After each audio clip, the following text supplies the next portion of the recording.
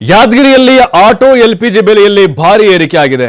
1 litre auto ಎಲ್ಪಿಜಿಗೆ 121 ರೂಪಾಯಿ ಆಗಿದೆ.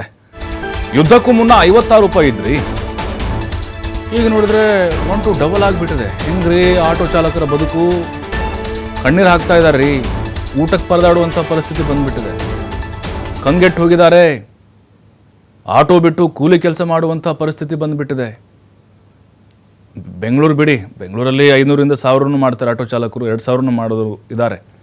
ಆದರೆ ಆ ಭಾಗ ಅಂತ ಬಂದಾಗ ನಿಮಗೆ 100, 200 ಹೆಚ್ಚು 300-400 ರೂಪಾಯಿ ಮಾಡಬೇಕಂದ್ರೆ ಹೆಚ್ಚು ಅವರು ದಿನಕ್ಕೆ. ಅದರಲ್ಲಿ ಈಗ ಎಲ್ ಪಿ ಜಿಗೆ ನೀವು 100 ರೂಪಾಯಿ ಮೇಲೆ ಹಾಕಿಸಿ ದಿನದ ಅವರ ಆದಾಯ ಖಂಡಿತ 50ರಿಂದ 100 ರೂಪಾಯಿನೇ ಸಿಗ್ತಿಲ್ಲ ಅವ್ರಿಗೆ. ಈ ಬಗ್ಗೆ ನಮ್ಮ ಪ್ರತಿನಿಧಿ ಮಲ್ಲಪ್ಪ ಒಂದು ಚಿಟ್ಚಾಟ್ ಮಾಡಿದ್ದಾರೆ, ನೋಡೋಣ.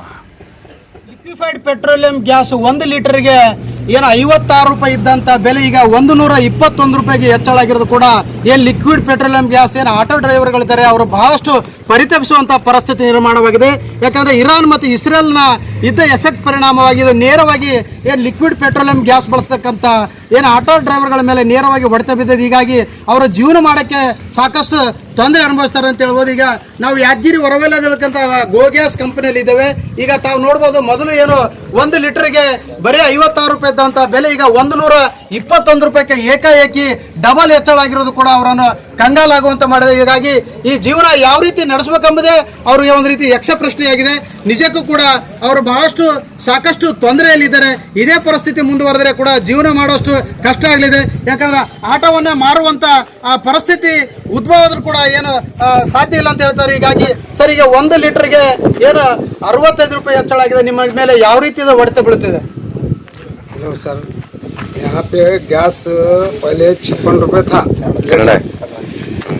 ये 56 ರೂಪಾಯಿ ಇದ್ದಿದ್ರಿ ಮೊದಲು. ಈ ಇಸ್ರಾಲ್ ಅವರು ಎಲ್ಲ ಜಂಗ್ ಆದ್ಮೇಲೆ ಎಷ್ಟು 121 ರೂಪಾಯಿ ಮಾಡಿದ್ರಿ. ಹೆಂಗೆ ಬದುಕಬೇಕ್ರಿ? ಹೆಂಗಿಲ್ಲ, ನಮ್ಮ ಮನೆ ಹೆಂಗೆ ನಡೆಸ್ಬೇಕ್ರಿ? ಬಾಡಿಗೆ ಮನೆ ಅದ, ನಮ್ಮದು ಬಾಡಿಗೆ ಆಟೋ ಅದ. ಸ್ವಲ್ಪ ಕಮ್ಮಿ ಮಾಡಿದ್ರೆ ಚಲೋ ಆಗ್ತದ್ರಿ ಸರ್ ನಮ್ಗೆ. ಎಲ್ಲ ಆಟೋ ಅವ್ರು ಬಂದಾದ, ಅರ್ಧ ಆಟೋ ಪೂರಾ ಬಂದವ್ರಿ ನಮ್ಮ ಯಾದಗಿರಿದಾಗ.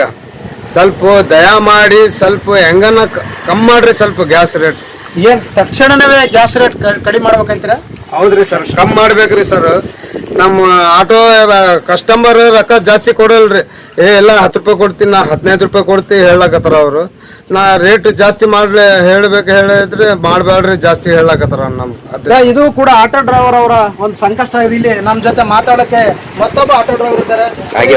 ಯಾವ ರೀತಿಯಿಂದ ತೊಂದರೆ ಆಗುತ್ತೆ ಇದು? ನಮಸ್ಕಾರ. ಸರ ಇದು ಕಡಿಮೆ ಮಾಡಿದರೆ ಚೆನ್ನಾಗಾಗ್ತಾರೆ ಆಟೋದವ್ರಿಗೆ. ಎಲ್ಲರೂ ಕೂಡ ಎಲ್ಲರೂ ತೊಂದರೆ ಆದ್ರಿ. ಎಲ್ಲ ಇಸ್ರಾಲ್ ಅಮೆರಿಕ ಅವರು ಎಲ್ಲರಿಗೆ ಅದು ಜಂಗ್ ನಡ್ಲಾಕತ್ತದ. ನಮಗೂ ಒಟ್ಟಿ ಬದುಕಿನ ಹೆಂಗ್ರಿ ಹೆಣ್ಮಕ್ಳಿಗೆ ಅದು ಇಲ್ಲ, ತುಂಬ ಉಪವಾಸ ಸಾಯಲಾಗತ್ತಾರೆ ಹುಡುಗರು. ನಾವು ಹೆಂಗೆ ಬದುಕಬೇಕು? ಇಷ್ಟು 56 ರೂಪಾಯಿ ಆಗಲಿ ಅಂದರೆ 121 ಆಗದೆ. ಈಗ ಹೆಂಗೆ ನಡೆಸ್ಬೇಕು ಆಟೋ? ಊನಾರ ನಾವೇನು ಮಾಡ್ಬೇಕು? ಕಿರಾಯಿ ಏನು ಮಾಡೋದು ಕೊಡ್ಬೇಕು ಅವ್ರಿಗೆ. ಕಿರಾಯಿ ಅವ್ರಿಗೆ ಕೊಡಬೇಕು. 200 ರೂಪಾಯಿ 300 ರೂಪಾಯಿ ಕಿರಾಯಿ ಆಗಬೇಕು.